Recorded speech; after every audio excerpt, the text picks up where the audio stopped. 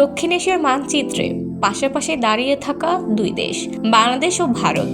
ইতিহাস, সংস্কৃতি ও রক্তের বন্ধনে জড়ানো এই সম্পর্ক সময়ের সঙ্গে সঙ্গে বদলেছে বহুবার।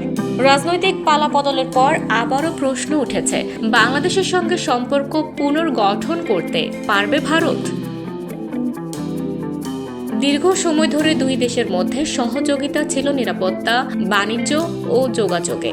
সীমান্ত চুক্তি থেকে শুরু করে স্থলবন্দর, রেল ও বিদ্যুৎ সংযোগ অনেক ক্ষেত্রে দৃশ্যমান অগ্রগতি হয়েছে। তবে সম্পর্ক কখনোই ছিল না পুরোপুরি নির্ভর। সীমান্তে প্রাণহানি, তিস্তা পানি বন্টন ইস্যু, বাণিজ্য ঘাটতি এবং ভিসা জটিলতা এসব বিষয়ে মানুষের মনে ক্ষোভ জমিয়েছে। বাংলাদেশের নতুন রাজনৈতিক বাস্তবতা তৈরি হওয়ার পর আঞ্চলিক সমীকরণেও এসেছে পরিবর্তন। কূটনৈতিক ভারসাম্য রক্ষায় ঢাকা এখন বহুমুখী সম্পর্কের দিকে তাকাচ্ছে। পাকিস্তানের সঙ্গে যোগাযোগ বৃদ্ধি, চীনের অর্থনৈতিক উপস্থিতি এসবই ভারতের জন্য নতুন চ্যালেঞ্জ। কিন্তু প্রশ্ন হলো, এটি কি প্রতিযোগিতার সময় নাকি সহযোগিতার?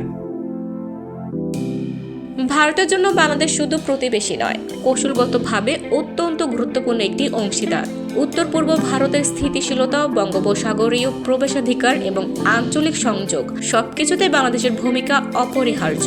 অন্যদিকে বাংলাদেশের জন্য ভারত একটি বড় বাজার, জ্বালানি অংশীদার এবং ভৌগোলিক বাস্তবতা।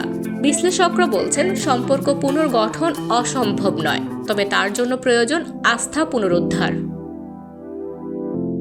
সীমান্তের সহনশীলতা, পানি ইস্যুতে দৃশ্যমান অগ্রগতি, বাণিজ্যে ভারসাম্য এবং পারস্পরিক সম্মান এসবই হতে পারে নতুন সূচনার ভিত্তি।